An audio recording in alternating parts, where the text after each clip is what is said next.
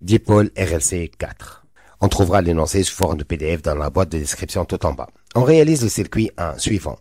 Le condensateur initialement chargé par un générateur de courant continu est de capacité C égale à 1 microfarad. La bobine est d'inductance L et de résistance petit r. Le branchement indiqué de l'oscilloscope permet de tracer la courbe suivante.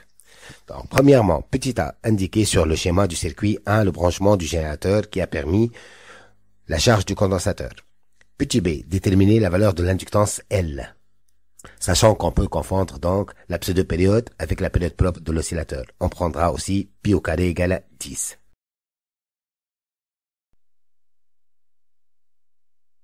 Deuxièmement, petit a, établir l'équation différentielle en UC de l'oscillateur. Petit b, montrer que le circuit dissipe de l'énergie en effet joule.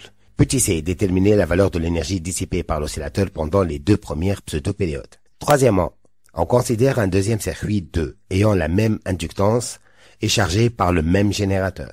Le graphe des oscillations électriques est représenté sur la courbe suivante.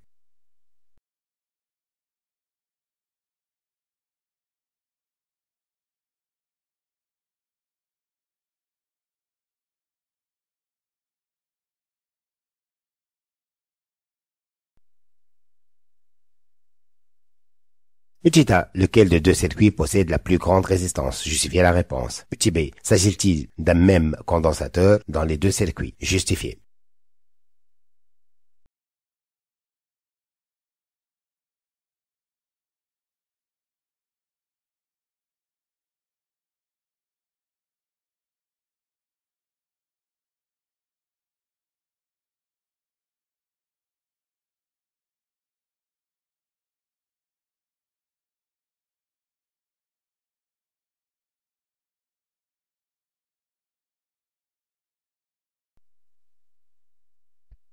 Alors, premièrement, petit a, donc le branchement qui a permis donc de charger le condensateur.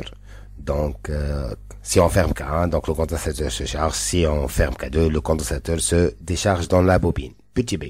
D'après le graphe, donc t égale à 0,01 seconde, la période propre T0 est pratiquement égale à la pseudo-période T, d'où T égale à peu près égale à T0 égale à 2 pi racine de LC. Donc T0 carré égale 4 pi carré LC, donc L égale à T0 carré sur 4 pi carré C, ça fait donc 0,025 Henri. Deuxièmement, d'après la loi des mailles, on a somme des U égale à 0, donc UB plus UC égale à 0, donc UC plus LDI sur DT plus RI égale à 0. Or, I dérivé de Q sur dt, donc on obtient R dérivé de Q sur dt plus UC plus L d carré Q sur dt carré égale à 0. Or, Q égale à C fois UC, on obtient donc RC dérivé de UC sur dt plus UC plus LC d carré UC sur dt carré égale à 0. En divisant par LC, on obtient donc d carré UC sur dt carré plus R sur L dérivé de UC sur dt plus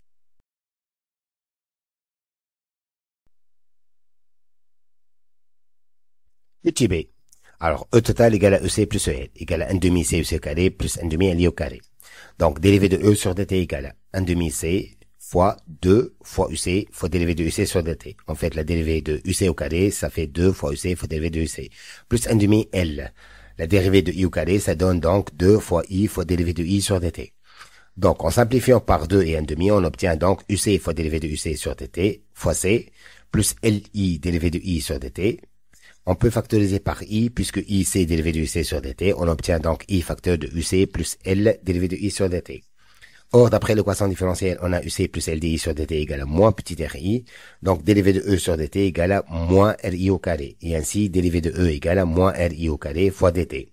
La variation de l'énergie est négative, il y a perte d'énergie, cette perte est dissipée sous forme effet joule par la résistance interne de la bobine. Petit c, E total égale à EC plus EL, égale à 1 demi CUC au carré plus 1 demi LI au carré. À t égale à 0, on a UC égale à UC max 0, donc égale à 4 volts. Puisque UC est max, donc I égale à 0. Donc E0 égale à 1 demi CUC max 0 au carré. À t égale à 2t, UC égale à UC max 1 égale à 1 volt. Et puisque UC max, donc I 0. Donc E1 égale à 1 demi CUC max 1 au carré. Donc E0 moins E1 égale à 1 demi CUC max 0 au carré moins 1 demi CUC max 1 au carré. Égale à 1 demi C facteur de UC max 0 moins UC max 1 au carré. Donc, E0 moins E1 égale à 1 demi fois C fois 4 au carré moins 1 au carré. Troisièmement, petit a, les amplitudes des oscillations de l'expérience 1 sont plus faibles que les amplitudes de la deuxième expérience, d'où la résistance petit r 1 est supérieur à R2. Petit b. D'après le graphe, on remarque que T01 est égal à T02.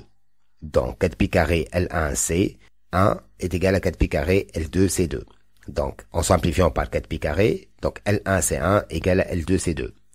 Or, ils ont la même inductance. Donc C1 égale à C2. Il s'agit donc d'un même condensateur.